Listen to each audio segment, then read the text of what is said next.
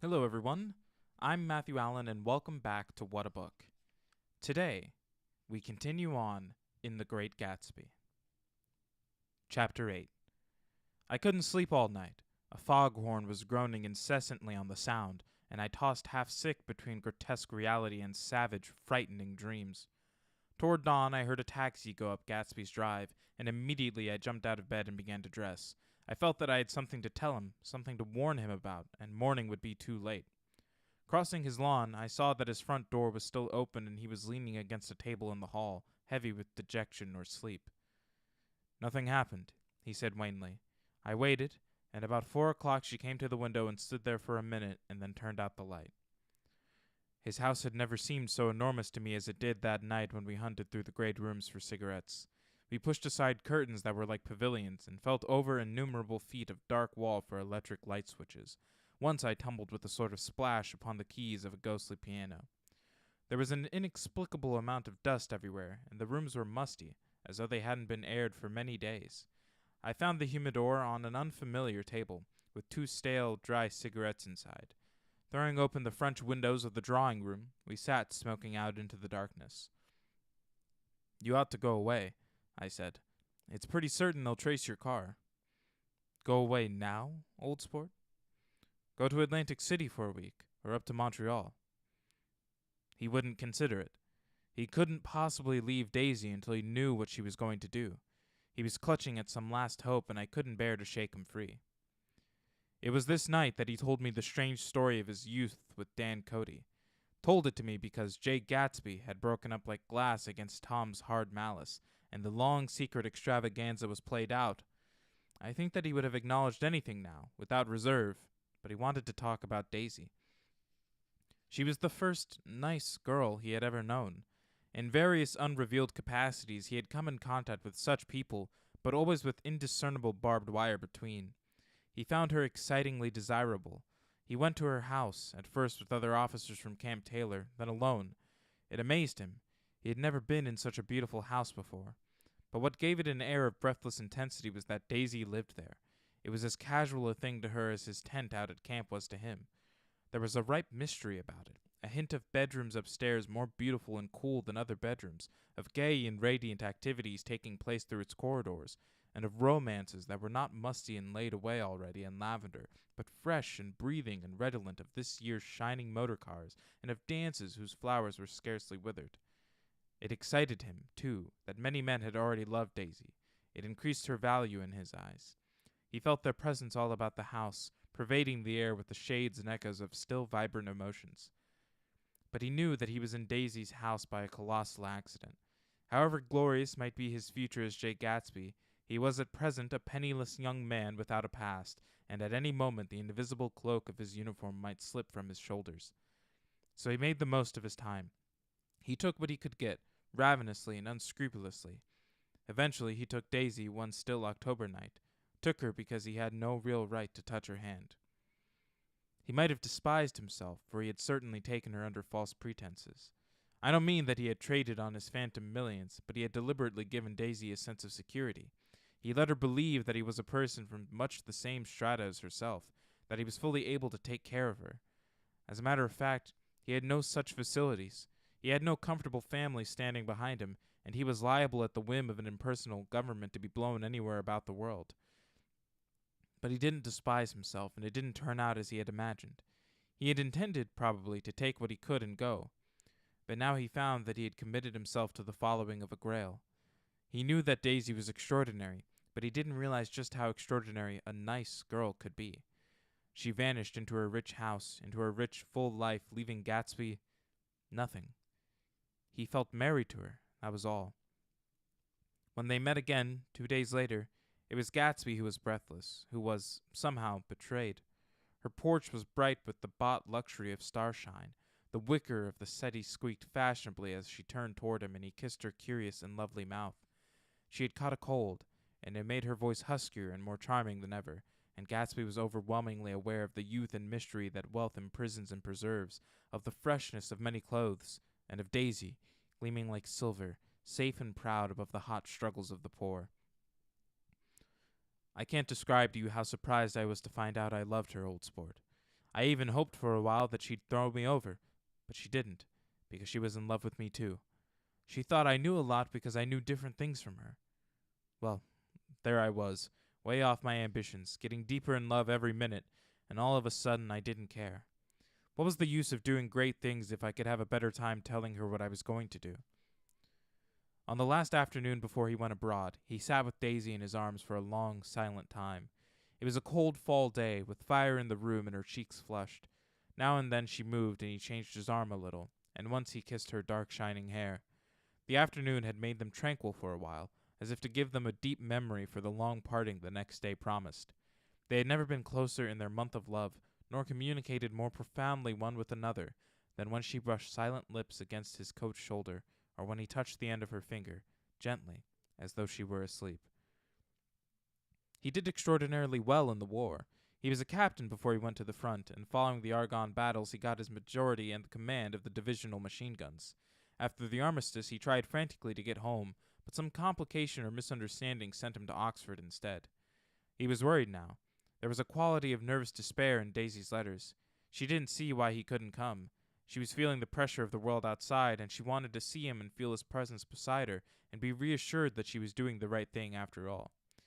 For Daisy was young, and her artificial world was redolent of orchids and pleasant, cheerful snobbery and orchestras which set the rhythm of the year, summing up the sadness and suggestiveness of life in new tunes. All night the saxophones wailed the hopeless comment of the Beale Street blues, while 100 pairs of golden and silver slippers shuffled the shining dust. At the gray tea hour there were always rooms that throbbed incessantly with this low, sweet fever, while fresh faces drifted here and there like rose petals blown by the sad horns around the floor. Through this twilight universe Daisy began to move again with the season.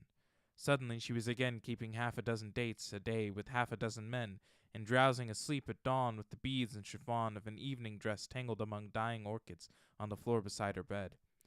And all the time something within her was crying for a decision.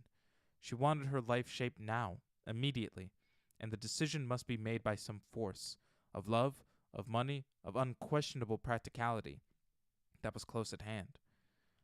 That force took shape in the middle of spring with the arrival of Tom Buchanan. There was a wholesome bulkiness about his person and his position, and Daisy was flattered. Doubtless there was a certain struggle and a certain relief. The letter reached Gatsby while he was still at Oxford. It was dawn now on Long Island, and we went about opening the rest of the windows downstairs, filling the house with gray-turning, gold-turning light. The shadow of a tree fell abruptly across the dew, and ghostly birds began to sing among the blue leaves. There was a slow, pleasant movement in the air, scarcely a wind, promising a cool, lovely day. I don't think she ever loved him. Gatsby turned around from a window and looked at me challengingly. You must remember, old sport, she was very excited this afternoon. He told her those things in a way that frightened her, that made it look as if some kind of cheap sharper, and the result was she hardly knew what she was saying. He sat down gloomily.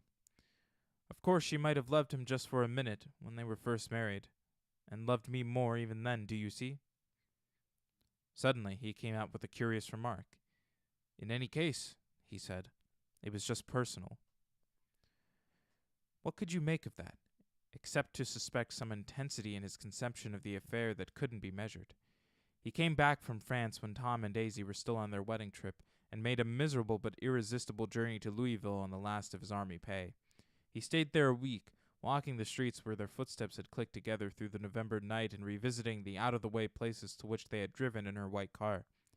Just as Daisy's house had always seemed to him more mysterious and gay than other houses, so his idea of the city itself, even though she was gone from it, was pervaded with a melancholy beauty. He left feeling that if he had searched harder, he might have found her, that he was leaving her behind. The day coach, he was penniless now, was hot. He went out to the open vestibule and sat down on a folding chair, and the station slid away and the backs of unfamiliar buildings moved by. Then out into the Springfields, where a yellow trolley raced them for a minute with people in it who might once have seen the pale magic of her face along the casual street. The track curved, and now it was going away from the sun, which, as it sank lower, seemed to spread itself in benediction over the vanishing city where she had drawn her breath. He stretched out his hand desperately as if to snatch only a wisp of air, to save a fragment of the spot that she had made lovely for him. but it was all going by too fast now for his blurred eyes, and he knew that he had lost that part of it, the freshest and the best, forever. It was 9 o'clock when we finished breakfast and went out on the porch. The night had made a sharp difference in the weather, and there was an autumn flavor in the air. The gardener, the last one of Gatsby's former servants, came to the foot of the steps. "I'm going to drain the pool today, Mr. Gatsby. Leaves will start falling pretty soon, and then there's always trouble with the pipes." "Don't do it today," Gatsby answered. He turned to me apologetically. "You know, old sport, I've never used that pool all summer." I looked at my watch and stood up. 12 minutes to my train. I didn't want to go to the city. It wasn't worth a decent stroke of work, but it was more than that. I didn't want to leave Gatsby. I missed that train, and then another, before I could get myself away. "I'll call you up," I said finally. "Do, old sport. I'll call you about noon." We walked slowly down the steps. "I suppose Daisy'll call too." He looked at me anxiously, as if he hoped I'd corroborate this. "I suppose so. Well, goodbye." We shook hands, and I started away. Just before I reached the hedge, I remembered something and turned around. "They're a rotten crowd," I shouted across the lawn. "You're worth the whole damn bunch put together." I've always been glad I said that. It was the only compliment I ever gave him, because I disapproved of him from beginning to end. First he nodded politely, and then his face broke into that radiant and understanding smile, as if we'd been in ecstatic cahoots on that fact all the time. His gorgeous pink rag of a suit made a bright spot of color against the white steps, and I thought of the night when I first came to his ancestral home, 3 months before. The lawn and drive had been crowded with the faces of those who guessed at his corruption, and he had stood on those steps, concealing his incorruptible dream, as he waved them goodbye. I thanked him for his hospitality. We were always thanking him for that, I and the others. "Goodbye," I called. "I enjoyed breakfast, Gatsby." Up in the city, I tried for a while to list the quotations on an interminable amount of stock, then I fell asleep in my swivel chair. Just before noon, the phone woke me, and I started up with sweat breaking out on my forehead. It was Jordan Baker. She often called me up at this hour because the uncertainty of her own movements between hotels and clubs and private houses made her hard to find in any other way. Usually her voice came over the wire as something fresh and cool, as if a divot from a green golf links had come sailing in at the office window. But this morning it seemed harsh and dry. "I've left Daisy's house," she said. "I'm at Hempstead, and I'm going down to Southampton this afternoon." Probably it had been tactful to leave Daisy's house, but the act annoyed me, and her next remark made me rigid. "You weren't so nice to me last night." How could it have mattered then? Silence for a moment, then, "However, I want to see you." "I want to see you too." "Suppose I don't go to Southampton and come into town this afternoon." "No, I don't think this afternoon." "Very well. It's impossible this afternoon. We talked like that for a while, and then abruptly we weren't talking any longer. I don't know which of us hung up with a sharp click, but I know I didn't care. I couldn't have talked to her across the tea table that day if I never talked to her again in this world. I called Gatsby's house a few minutes later, but the line was busy. I tried 4 times. Finally, an exasperated central told me the wire was being kept open for long distance from Detroit. Taking out my timetable, I drew a small circle around the 3:50 train. Then I leaned back in my chair and tried to think. It was just noon. When I passed the ash heaps on the train that morning, I had crossed deliberately to the other side of the car. I suppose there'd be a curious crowd around there all day with little boys searching for dark spots in the dust, and some garrulous man telling over and over what had happened, until it became less and less real even to him and he could tell it no longer, and Myrtle Wilson's tragic achievement was forgotten. Now I want to go back a little and tell what happened at the garage after we left there the night before. They had difficulty in locating the sister, Catherine. She must have broken her rule against drinking that night, for when she arrived she was stupid with liquor and unable to understand that the ambulance had already gone to Flushing. When they convinced her of this, she immediately fainted, as if that was the intolerable part of the affair. Someone, kind or curious, took her in his car and drove her in the wake of her sister's body. Until long after midnight, a changing crowd lapped up against the front of the garage, while George Wilson rocked himself back and forth on the couch inside. For a while, the door of the office was open, and everyone who came into the garage glanced irresistibly through it. Finally, someone said it was a shame and closed the door. Nicholas and several other men were with him. First 4 or 5 men, later 2 or 3 men. Still later, Nicholas had to ask the last stranger to wait there 15 minutes longer, while he went back to his own place and made a pot of coffee. After that, he stayed there alone with Wilson until dawn. About 3 o'clock, the quality of Wilson's incoherent muttering changed. He grew quieter and began to talk about the yellow car. He announced that he had a way of finding out whom the yellow car belonged to, and then he blurted out that a couple of months ago his wife had come from the city with her face bruised and her nose swollen. But when he heard himself say this, he flinched and began to cry. "Oh, my God!" again in his groaning voice. Nicholas made a clumsy attempt to distract him. "How long have you been married, George? Come on there. Try and sit still a minute and answer my question. How long have you been married?" 12 years. Never had any children? Come on, George, sit still. I asked you a question.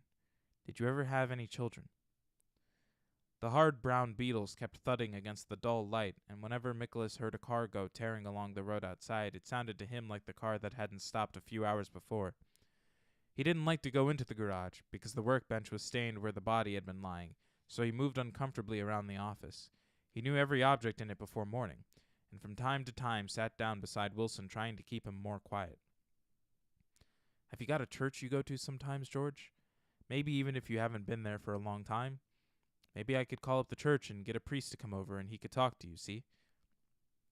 "Don't belong to any." "You ought to have a church, George, for times like this. You must have gone to church once.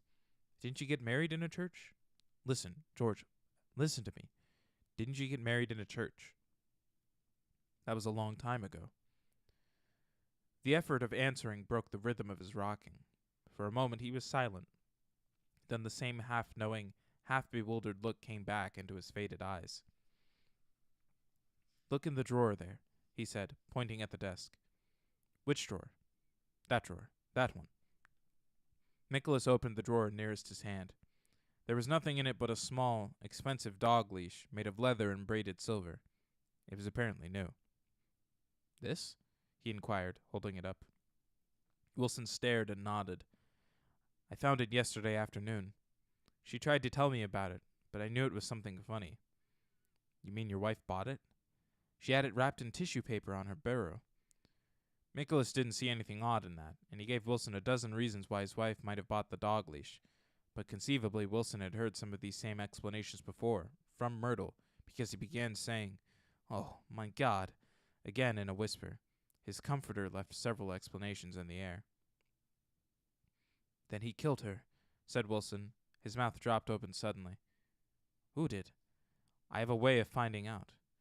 "You're morbid, George," said his friend. "This has been a strain to you, and you don't know what you're saying. You'd better try and sit quiet till morning."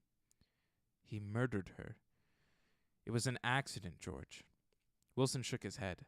His eyes narrowed and his mouth widened slightly with the ghost of a superior "I know," he said definitely. "I'm one of those trusting fellas, and I don't think any harm to nobody, but when I get to know a thing, I know it.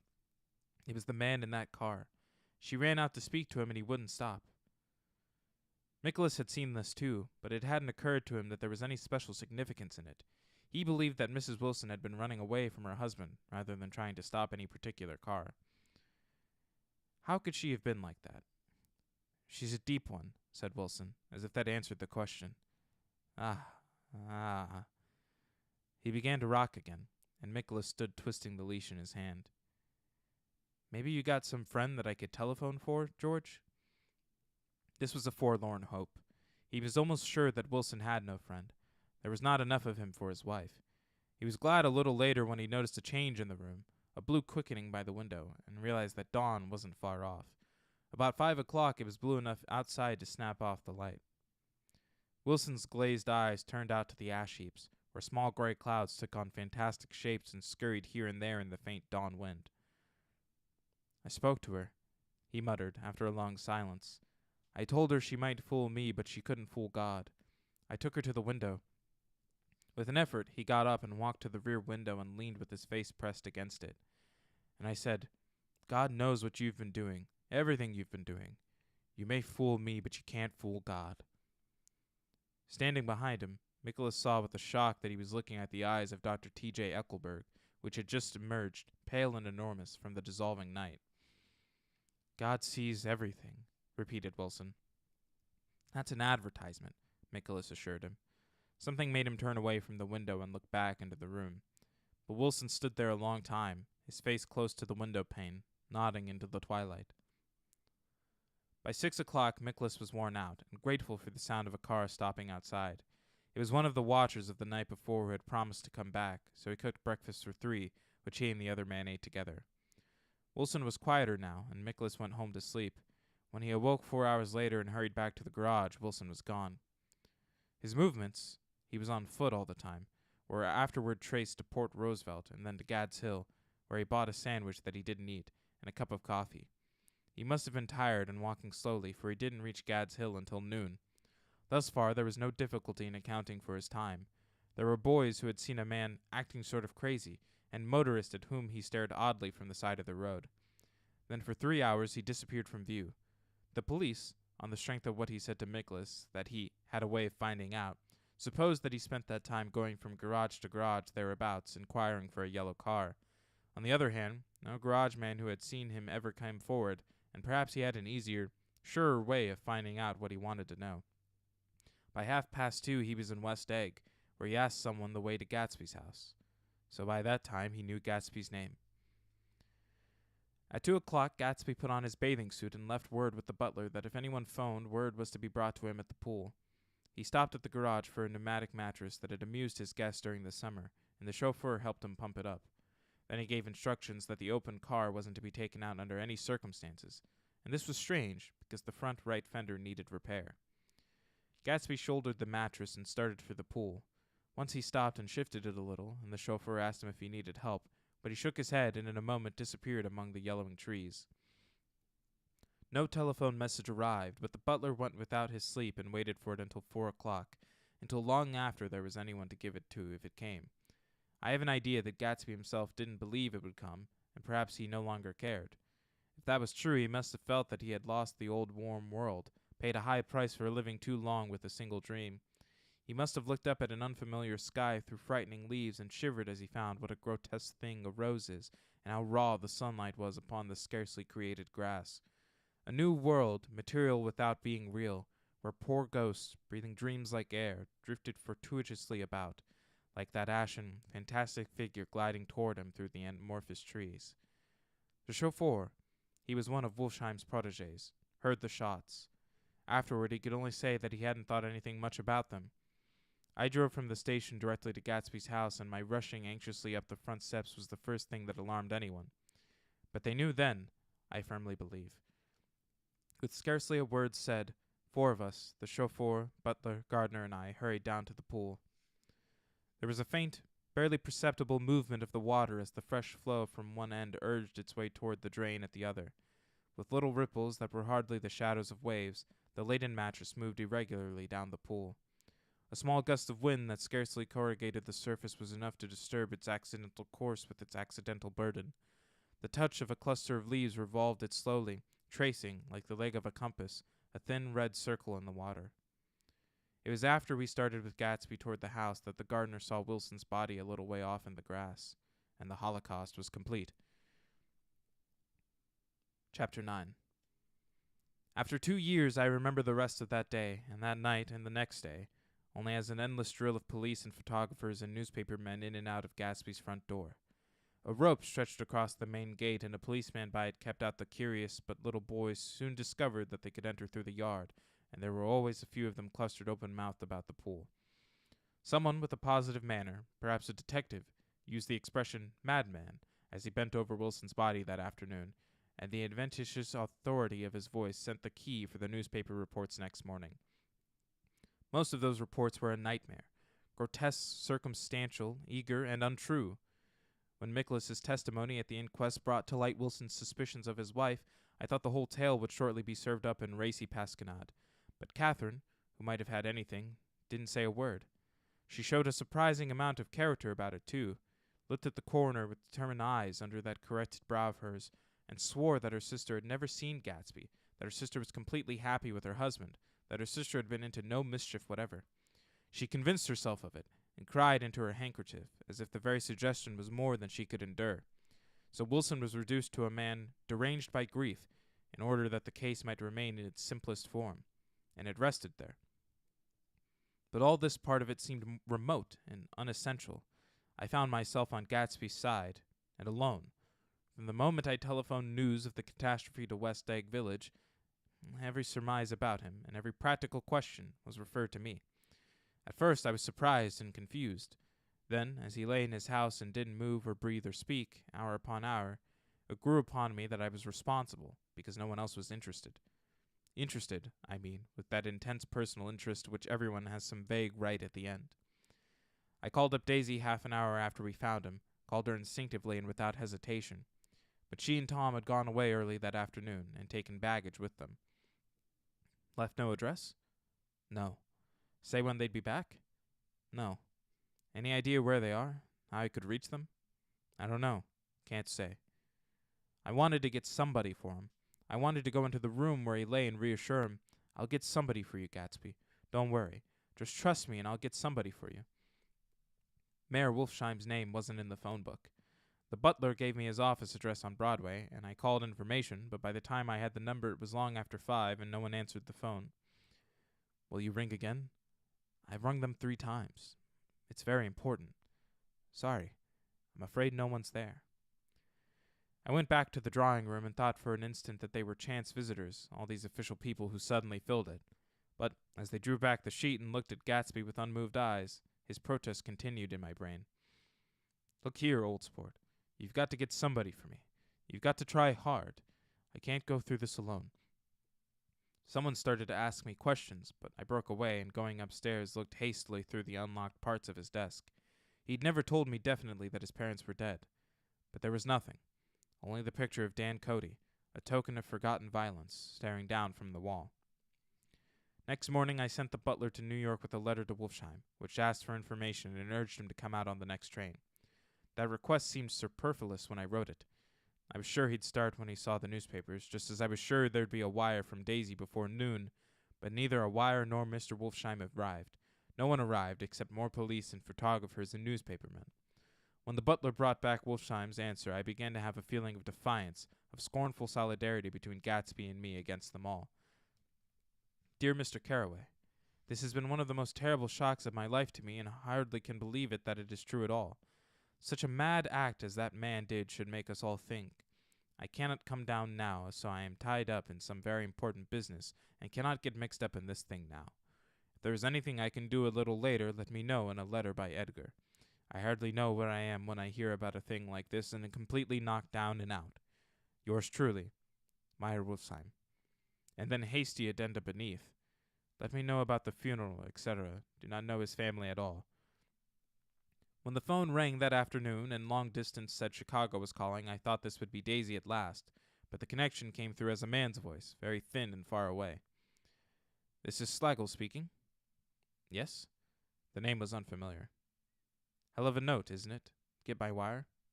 There haven't been any wires. Young Park's in trouble, he said rapidly. They picked him up when he handed the bonds over the counter.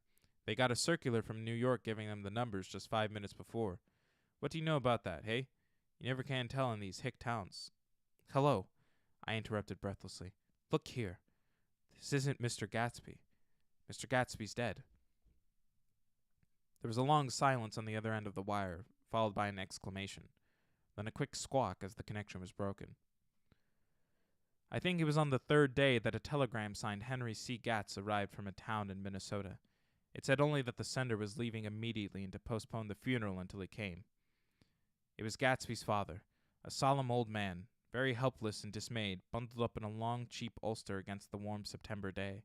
His eyes leaked continuously with excitement, and when I took the bag and umbrella from his hands, he began to pull so incessantly at his sparse gray beard that I had difficulty in getting off his coat. He was on the point of collapse, so I took him into the music room and made him sit down while I sent for something to eat. But he wouldn't eat, and the glass of milk spilled from his trembling hand. I saw it in the Chicago newspaper, he said. It was all in the Chicago newspaper. I started right away. I didn't know how to reach you.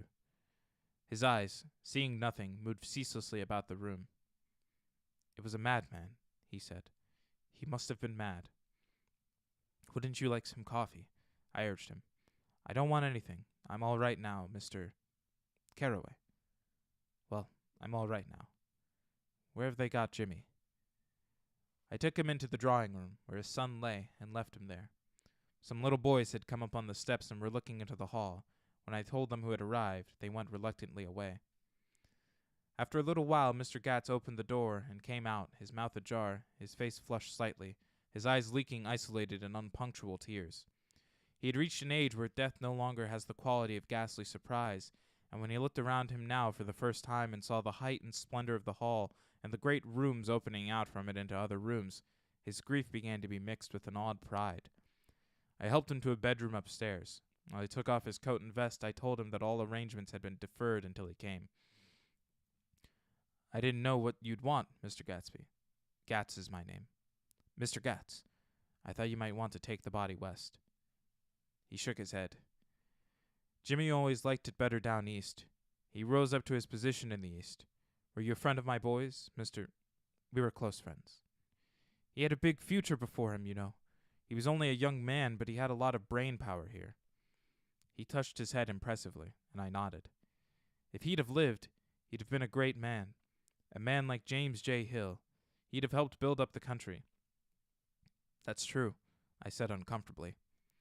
He fumbled at the embroidered coverlet, trying to take it from the bed, and lay down stiffly.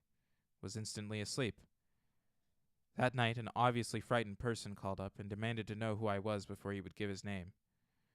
"This is Mr. Carroway," I said. "Oh," he sounded relieved. "This is Klipspringer." I was relieved too, for that seemed to promise another friend at Gatsby's grave. I didn't want it to be in the papers and draw a sightseeing crowd, so I'd been calling up a few people myself. They were hard to find. "The funeral's tomorrow," I said. 3:00 here at the house. I wish you'd tell anybody who'd be interested." "Oh, I will," he broke out hastily. "Of course I'm not likely to see anybody, but if I do." His tone made me suspicious. "Of course you'll be there yourself." "Well, I'll certainly try. What I called up about is—" "Wait a minute," I interrupted. "How about saying you'll come?" "Well, the truth of the matter is that I'm staying with some people up here in Greenwich, and they rather expect me to be with them tomorrow. In fact, there's a sort of picnic or something. Of course, I'll do my very best to get away." I ejaculated an unrestrained, "Huh?" and he must have heard me, for he went on nervously.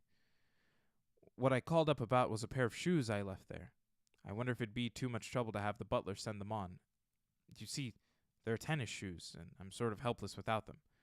My address is care of B.F. I didn't hear the rest of the name, because I hung up the receiver. After that, I felt a certain shame for Gatsby. One gentleman to whom I telephoned implied that he had got what he deserved. However, that was my fault, for he was one of those who used to sneer most bitterly at Gatsby on the courage of Gatsby's liquor, and I should have known better than to call him. The morning of the funeral, I went up to New York to see Meyer Wolfsheim. I couldn't seem to reach him any other way. The door that I pushed open, on the advice of an elevator boy, was marked the Swastika Holding Company, and at first there didn't seem to be anyone inside. But when I'd shouted, "Hello," several times in vain, an argument broke out behind a partition, and presently a lovely Jewess appeared at an interior door and scrutinized me with black, hostile eyes. "Nobody's in," she said. "Mr. Wolfsheim's gone to Chicago."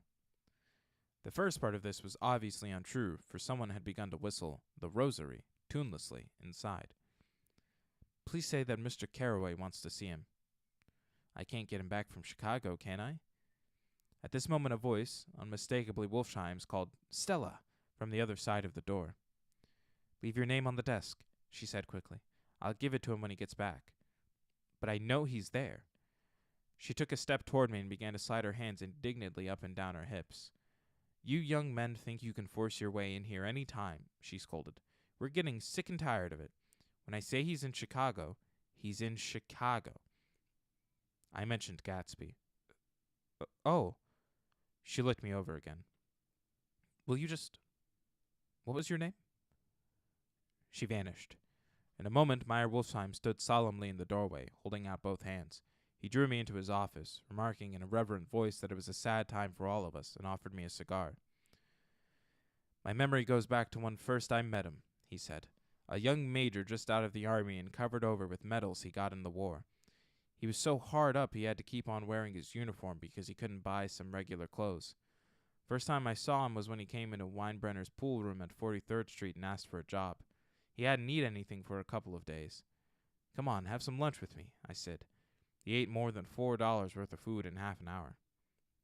Did you start him in business? I inquired. Start him? I made him. Oh. I've raised him up out of nothing, right out of the gutter. I saw right away he was a fine-appearing, gentlemanly young man, and when he told me he was in Oxford, I knew I could use him good. I got him to join up in the American Legion, and he used to stand high there. Right off, he did some work for a client of mine up to Albany. We were so thick like that and everything. He held up 2 bulbous fingers, always together. I wondered if this partnership had included the World Series transaction in 1919. Now he's dead, I said after a moment. You were his closest friend, so I know you'll want to come to his funeral this afternoon. I'd like to come. Well, come then. The hair in his nostrils quivered slightly, and as he shook his head his eyes filled with tears. I can't do it. I can't get mixed up in it, he said. There's nothing to get mixed up in. It's all over now. When a man gets killed, I never like to get mixed up in it in any way. I keep out. When I was a young man, it was different. If a friend of mine died, no matter how, I stuck with them to the end. You may think that's sentimental, but I mean it. To the bitter end. I saw that for some reason of his own, he was determined not to come, so I stood up. Are you a college man? He inquired suddenly. For a moment I thought he was going to suggest a good connection, but he only nodded and shook my hand. Let us learn to show our friendship for a man when he is alive and not after he is dead, he suggested. After that, my own rule is to let everything alone. When I left his office, the sky had turned dark and I got back to West Egg in a drizzle. After changing my clothes, I went next door and found Mr. Gatz walking up and down excitedly in the hall. His pride in his son and in his son's possessions was continually increasing, and now he had something to show me. Jimmy sent me this picture. He took out his wallet with trembling fingers. Look there. It was a photograph of the house, cracked in the corners and dirty with many hands. He pointed out every detail to me eagerly. Look there, and then sought admiration from my eyes. He had shown it so often that I think it was more real to him now than the house itself. Jimmy sent it to me. I think it's a very pretty picture. It shows up well. Very well. Had you seen him lately? He came out to see me 2 years ago and brought me the house I live in now. Of course, we was broke up when he run off from home, but I see now there was a reason for it. He knew he had a big future in front of him, and ever since he made a success, he was very generous with me. He seemed reluctant to put away the picture and held it for another minute, lingeringly, before my eyes. Then he returned the wallet and pulled from his pocket a ragged old copy of a book called Hopalong Cassidy. Look here. This is a book he had when he was a boy. It just shows you. He opened it at the back cover and turned it around for me to see. On the last flyleaf was printed the word schedule and the date, September 12th, 1906, and underneath, rise from bed, 6 a.m. Dumbbell exercise and wall scaling, 6:15 to 6:30. Study electricity, etc., 7:15 to 8:15. Work, 8:30 to 4:30 p.m. Baseball and sports, 4:30 to 5. Practice elocution, poise, and how to attain it, 5 to 6. Study needed inventions, 7 to 9. General resolves. No wasting time at shafters or a name, indecipherable. No more smoking or chewing. Bathe every other day. Read one improving book or magazine per week. Save $5, crossed out, $3 per week. Be better to parents. I come across this book by accident, said the old man. It just shows you, don't it? It just shows you. Jimmy was bound to get ahead. He always had some resolves like this or something. Do you notice what he's got about improving his mind? He's always great for that. He told me I ate like a hog once, and I beat him for it. He was reluctant to close the book, reading each item aloud and then looking eagerly at me. I think he rather expected me to copy down the list for my own use. A little before 3, the Lutheran minister arrived from Flushing, and I began to look involuntarily out the windows for other cars. So did Gatsby's father, and as the time passed and the servants came in and stood waiting in the hall, his eyes began to blink anxiously, and he spoke of the rain in a worried, uncertain way. The minister glanced several times at his watch, so I took him aside and asked him to wait for half an hour. but it wasn't any use. Nobody came. About 5 o'clock, our procession of 3 cars reached the cemetery and stopped in a thick drizzle beside the gate. First a motor hearse, horribly black and wet, then Mr. Gatz and the minister and I in the limousine, and a little later 4 or 5 servants and the postman from West Egg and Gatsby's station wagon, all wet to the skin. As we started through the gate into the cemetery, I heard a car stop and then the sound of someone splashing after us over the soggy ground. I looked around. It was the man with owl-eyed glasses whom I had found marveling over Gatsby's books in the library one night 3 months before. I'd never seen him since then. I don't know how he knew about the funeral, or even his name. The rain poured down his thick glasses, and he took them off and wiped them to see the protecting canvas unrolled from Gatsby's grave. I tried to think about Gatsby then for a moment, but he was already too far away, and I could only remember, without resentment, that Daisy hadn't sent a message or a flower.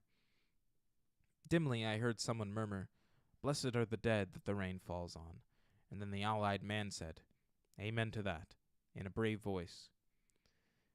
We straggled down quickly through the rain to the cars. Owl-Eye spoke to me by the gate. "I couldn't get to the house," he remarked. "Neither could anybody else." "Go on," he started. "Why, my God, they used to go there by the hundreds." He took off his glasses and wiped them again, outside and in. "The poor son of a bitch," he said. One of my most vivid memories is of coming back west from prep school and later from college at Christmas time. Those who went farther than Chicago would gather in the old dim Union Station at 6 o'clock of a December evening with a few Chicago friends, already caught up into their own holiday gaieties, to bid them a hasty goodbye.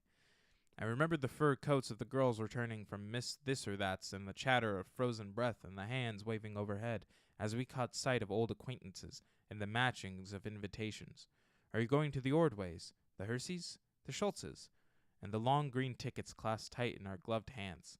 And last, the murky yellow cars of the Chicago, Milwaukee, and St. Paul Railroad looking cheerful as Christmas itself on the tracks beside the gate. When we pulled out into the winter night and the real snow, our snow, began to stretch out beside us and twinkle against the windows, and the dim lights of small Wisconsin stations moved by, a sharp wild brace came suddenly into the air. We drew in deep breaths of it as we talked back from dinner through the cold vestibules, unutterably aware of our identity with this country for one strange hour, before we melted indistinguishably into it again. That's my Middle West. Not the wheat or the prairies or the lost Swede towns, but the thrilling returning trains of my youth, and the street lamps and sleigh bells in the frosty dark and the shadows of holly wreaths thrown by lighted windows on the snow. I am part of that, a little solemn with the feel of those long winters, a little complacent from growing up in the Caraway house in a city where dwellings are still called through decades by a family's name. I see now that this has been a story of the West, after all. Tom and Gatsby, Daisy and Jordan and I, were all Westerners, and perhaps we possessed some deficiency in common which made us subtly unadaptable to Eastern life. Even when the East excited me most, even when I was most keenly aware of its superiority to the bored, sprawling, swollen towns beyond the Ohio, with their interminable questions which spared only the children and the very old, even then it had always for me a quality of distortion. West Egg, especially, still figures in my more fantastic dreams. I see it as a night scene by El Greco, 100 houses, at once conventional and grotesque, crouching under a sullen, overhanging sky and a lustreless moon. In the foreground, 4 solemn men in dress suits are walking along the sidewalk with a stretcher on which lies a drunken woman in a white evening dress. Her hand, which dangles over the side, sparkles cold with jewels. Gravely the men turn in at a house, the wrong house, but no one knows the woman's name, and no one cares.